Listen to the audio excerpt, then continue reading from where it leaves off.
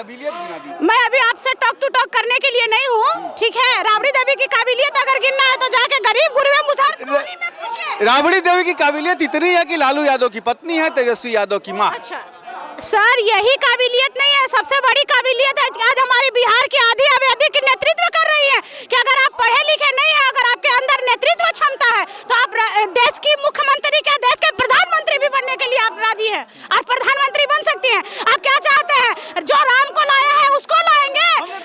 तो आपकी ये जो तीखा हम सच्चाई पूछ रहे हैं आपसे, ये बात आप क्यों कह रही हैं? ये नहीं, ये बात वापस लीजिए। ये बात आपने क्यों कहा? हमने आपको आंकड़े दे दे के कहा है। मेरी बातों को सुनिए ना सर, आपने 22 तारीख को आज जो धर्म के नाम पे लोगों को अंधा बनाया जा रहा है उसको तो आप लोगों ने बहुत चलाया, परंतु आज स्वास्थ्य के क्षेत्र पे समस्तीपुर में जो हॉस्पिटल बनाई गई है, क्या उसके बारे में आप कुछ बता देना चाहते हैं कि हॉस्पिटल से फायदा होगा कि मंदिर में घंटी बजाने से फायदा होगा? तो ये थे अशोक पांडे, और जरा महिलाएं भी हैं, जरा जान लें। कर्पूरी ठाकुर के 5 काम बता दीजिए ना। कर्पूरी ठाकुर की सबसे बड़ी काम तो आपको बता रहे हैं, उन्होंने समानता का अधिकार दिया। आज हम लोग आपके समक्ष जो खड़ा होकर महिलाएं अपनी आधी आबादी की भागीदारी देने आए हुए हैं, सबसे बड़ी काम तो उनका ये है। क्योंकि पहले जो लोग कहते थे कि आप हमारे सामने खटिए पर मत बैठिए, आपको नीचे बैठने का स्थान है, ये जागरूकता किन्होंने दिया है? माननीय कर्पूरी ठाकुर ने ही दिया है। साथ साथ शिक्षा के क्षेत्र में जो 90% हम रहते हुए भी 30% भी हमको नहीं मिलता था, उनका किसका देन है? कर्पूरी ठाकुर का देन है। आज हम लोग कदम से कदम मिला करके समाज का नेतृत्व कर रहे हैं, ये किसका देन है? कर्पूरी ठाकुर का देन है। और माननीय लालू यादव का देन है कि हम गरीब गुरबे जितने भी हम लोग शोषित वंचित समाज के लोग हैं, आज आपके सामने हम लोग बोल पा रहे हैं, राजनीतिक में अपनी भागीदारी को दे पा रहे हैं, अपनी महिला होने पर एक होता है ना गर्व महसूस कर रहे हैं। इसलिए उनकी 5 क्या 50 काम भी अगर आपको गिनाया जाए वो कम पड़ जाए। चलिए, आपने वो कह लिया अपनी बात। आपके बगल में के प्रदेश उत्तर प्रदेश में 14% ओबीसी हैं। 3 बार मुख्यमंत्री बनी मायावती। आपके यहाँ 17% से ज्यादा है बिहार में। सिर्फ एक कर्पूरी ठाकुर को छोड़कर, और वो भी अकेले सत्ता में नहीं, उस समय भी जनसंघ ने सपोर्ट किया था। उसके बाद बात बता दीजिए कि सब लोग तो अपने परिवार को ही देखा, कौन है जो ओबीसी को आगे निकाला कि नहीं, चाहे वो नीतीश भी क्यों ना हो, क्यों कहे कभी कि नहीं ओबीसी का बैठ जाए मुख्यमंत्री? अब बताइए आप। सर, सबसे बड़ी बात मैं ये बताना चाहती हूँ, प्रश्न को घुमाइए मत। 17%, आप 17% से ज्यादा बिहार में है, क्यों नहीं आपने कहा मुख्यमंत्री से कि हम बनेंगे? सर, अभी तो ये झांकी है, अभी बहुत कुछ आगे बाकी। आप कैसे कह सकते हैं कि आने वाले समय में हम मुख्यमंत्री नहीं बन सकते हैं? किस आधार पे आप कह सकते हैं? मौका मिलेगा तो जरूर बनेंगे। बिहार हमारा ऐसा राज्य है कि अशिक्षित महिला मुख्यमंत्री बनी, और आपको देश बनी या बना दी गई? सर, बना दी गई, परंतु देश के राजनीति बनी या बना दी गई? सर, भैया सत्ता मेरे घर में ही रहे। बिना काबिलियत के कोई बना सकता है क्या?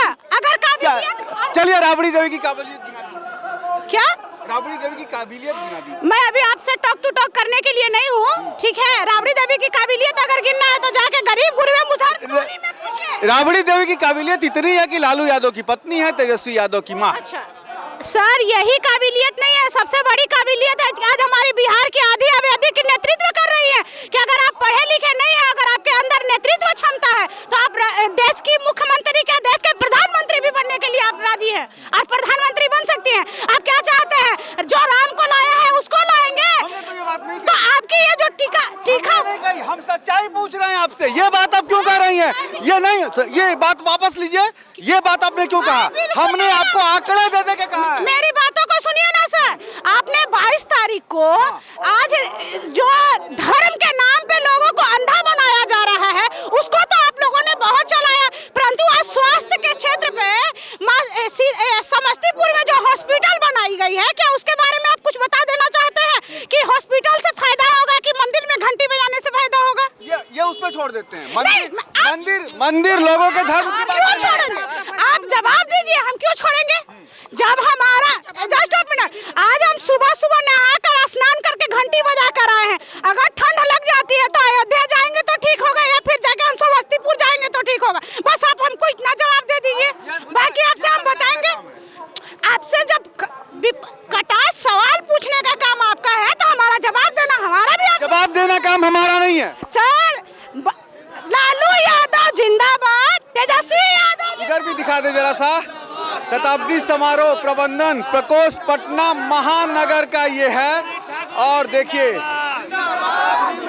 जननायक कर्पूरी ठाकुर जी दिखाते हैं। जननायक कर्पूरी ठाकुर जी अमर रहे। आप कर्पूरी जी के 5 कामों को बता दीजिए। देखिए, कर्पूरी ठाकुर जी सबसे पहले तो अति पिछड़ा जो जाति व्यवस्था थी उसके प्रति उन्होंने बहुत संघर्ष से लड़ाई किया था। दूसरा चीज कि कर्पूरी ठाकुर जी ऐसे नेता थे, उन्होंने जमीनी स्तर हाँ 5 काम में, अब तो उसको स्टडी करना पड़ेगा 5 काम में। चलिए मैं परिचय देकर फिर आपसे पूछ रहा हूँ, कर्पूरी ठाकुर को आखिर क्यों याद किया जाए?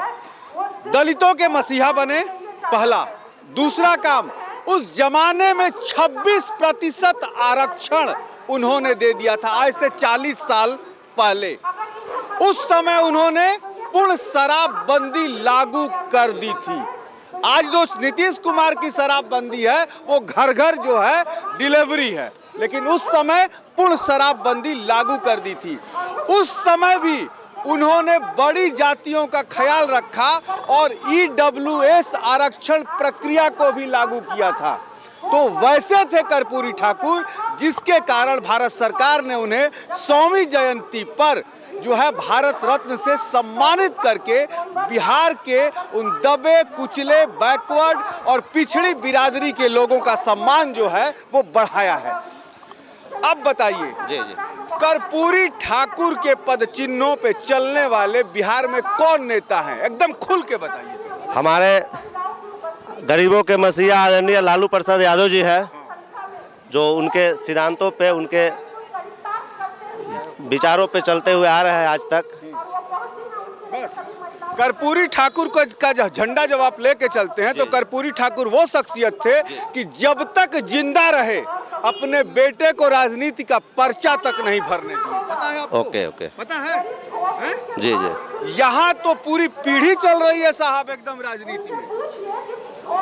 कैसे मान सकते हैं कि लालू प्रसाद जो है कर्पूरी ठाकुर के पद चिन्हों पे? देखिए, कुछ ऐसी चीजें होती है जिसको पद चिन्हों पे लोग चलते हैं। उनकी अपनी सोच थी कि अपने बेटा को राजनीति में नहीं आने दिए। भतीजा को जबरदस्ती नीतीश कुमार जो है राज्यसभा भेजे हैं। जी जी, अब तो उनकी अपनी सोच थी, अब उस सोच को तो हम लोग बदल नहीं तो आप साल में एक बार 24 जनवरी को उनकी सोच को लेके भीड़ जुटा दीजिएगा और कहिएगा कि मैं कर्पूरी ठाकुर का भक्त हूँ। कहाँ जो कर्पूरी ठाकुर की सोच थी बिहार की जनता तक पहुँचना चाहिए कि नहीं? हम लोग राष्ट्रीय जनता दल के भक्त है, लालू प्रसाद यादव के भक्त है। चलिए, ये बहुत बड़ी आपने बात की कि जब आप कहते हैं कि आप आरजेडी के भक्त हैं तो बीजेपी वाले कहते हैं कि मोदी भक्त हैं। चलिए, बात बराबर हो गई। जी जी जी, जरूर जरूर बताएं। पद चिन्हों पे चलना चाहिए कि नहीं? एकदम चलना चाहिए, सब कुछ चल रहा है।